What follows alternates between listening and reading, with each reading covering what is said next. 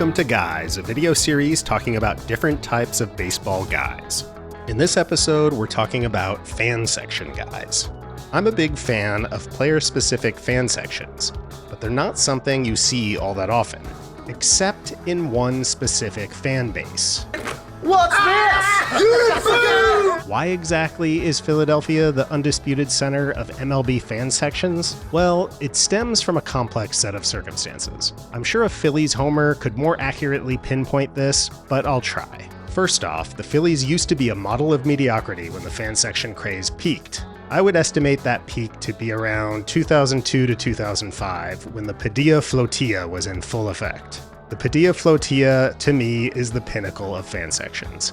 It doesn't get much better than that. The really special fan sections are the ones that coalesce around a player who isn't a superstar, and Padilla really was that perfectly mediocre starting pitcher to represent the perfectly mediocre early millennial Phillies.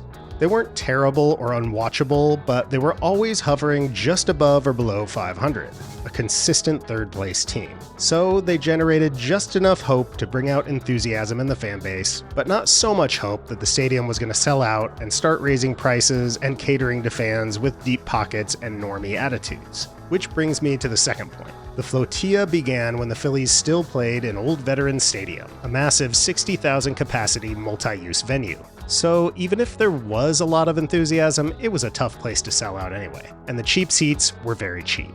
It would be easy for a big rowdy crew to take over a whole high-altitude section of the stadium. Certainly that changed when Citizens Bank Ballpark opened across the street in 2004. New stadium, higher prices. And then the Phillies suddenly got good in 2007. But a tradition had been started, and a brave legion of Phillies fans have carried on the torch, and I salute them.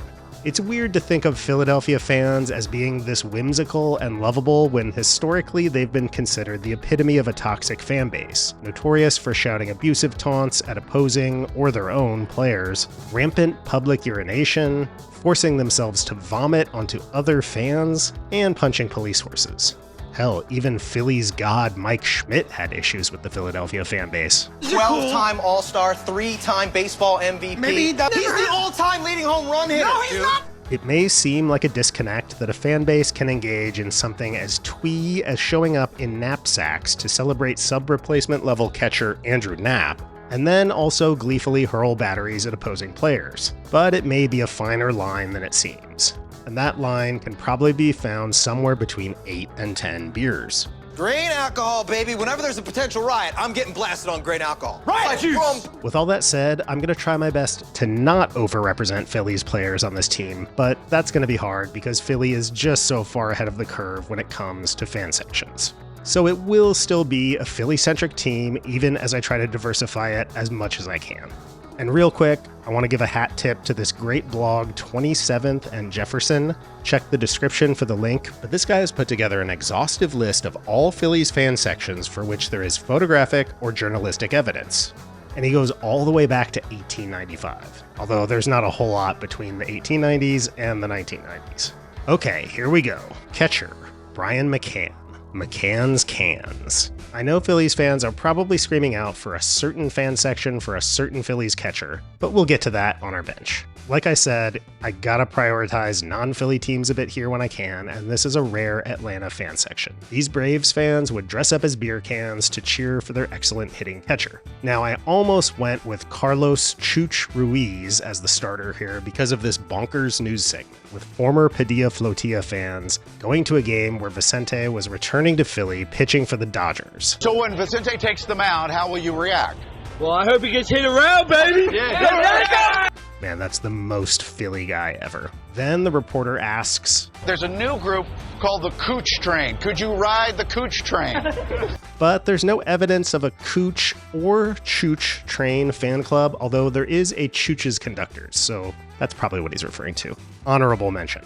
Well, boy. Call the FCC. First base, Mark McGuire, Big Mac Land.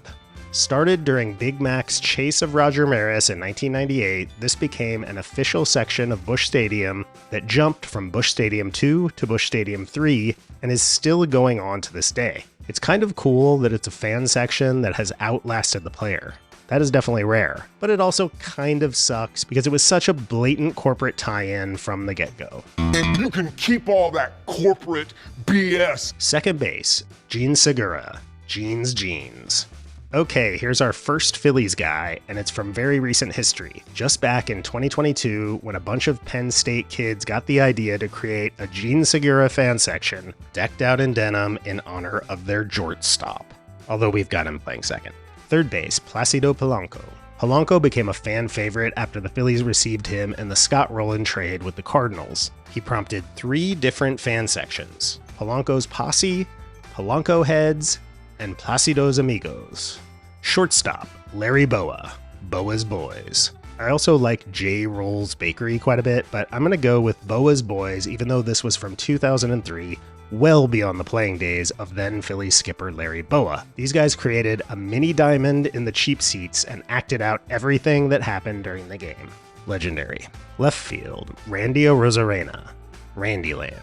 I feel like the Rays would be the perfect franchise for some grassroots fan sections, as they are a consistently good team but suffer from low attendance, which, as I said, is the optimal breeding ground for this sort of thing. But Randyland is an official team-sponsored fan section. The Rays did a weekly Friday night Randyland promotion, which included a seat in left field and an Arozarena t-shirt for $56. So you could say this fan section, like Tropicana Field, is astroturfed. But Arozarena is a fun player and a postseason superhero for the Rays, and I loved that he paid a visit to Randyland as a farewell after he was traded to Seattle midseason of last year. Center field, Mike Trout, the Trout Farm.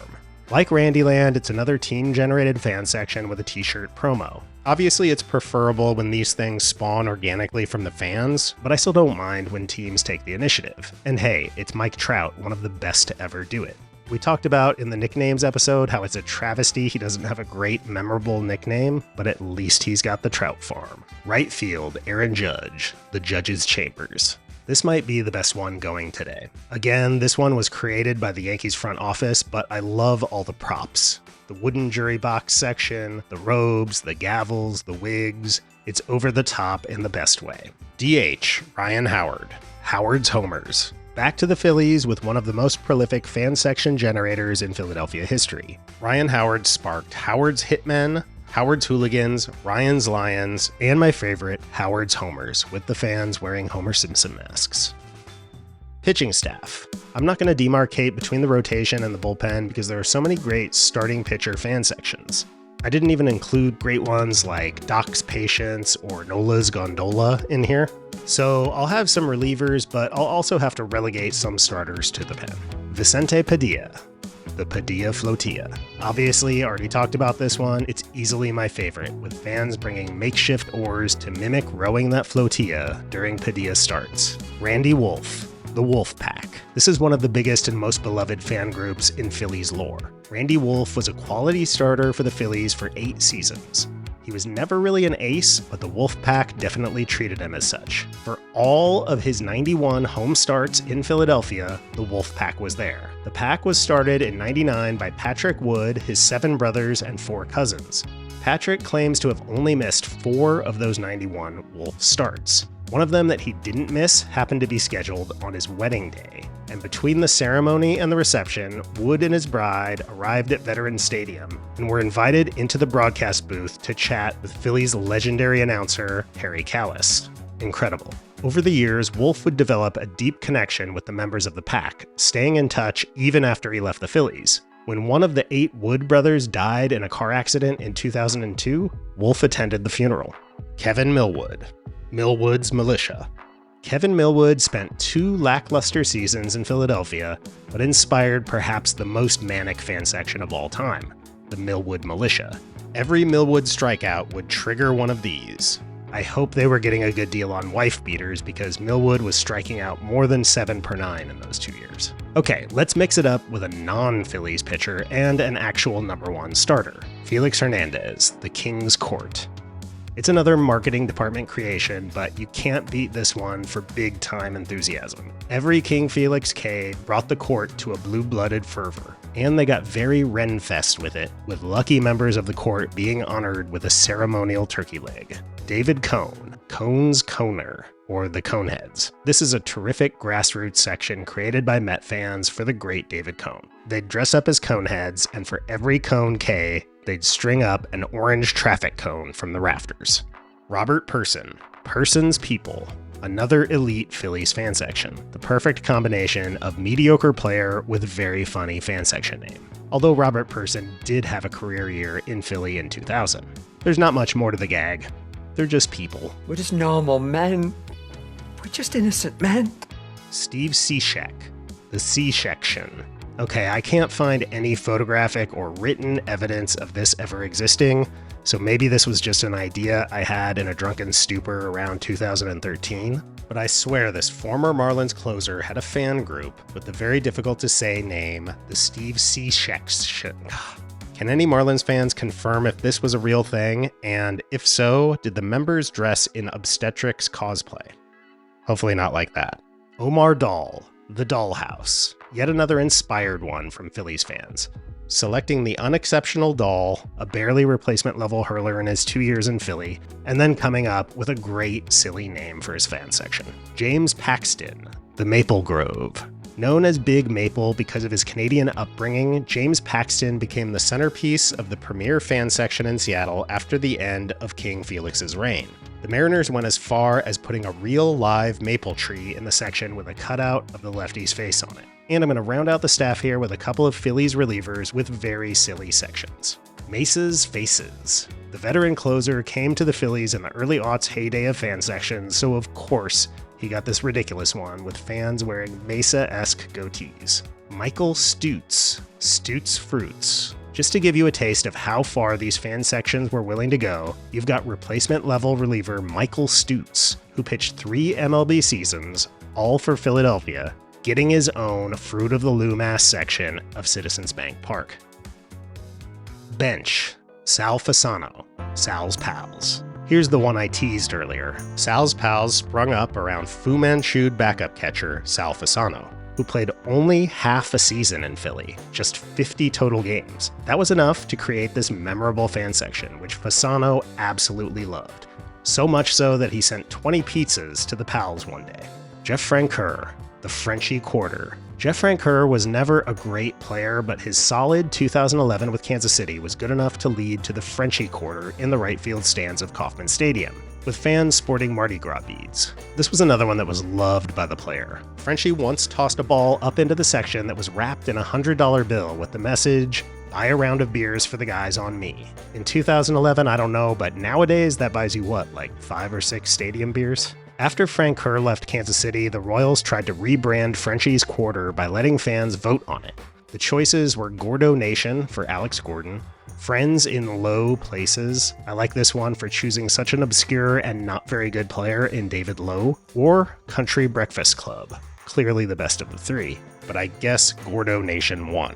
Manny Ramirez, Mannywood. Manny Ramirez was dealt to the Dodgers mid-season of 08 and went on such an insane tear to close out the year that the Dodgers took the opportunity to brand the hell out of Mannywood, creating a left field section dedicated to the slugger. Melky Cabrera, the Milkman.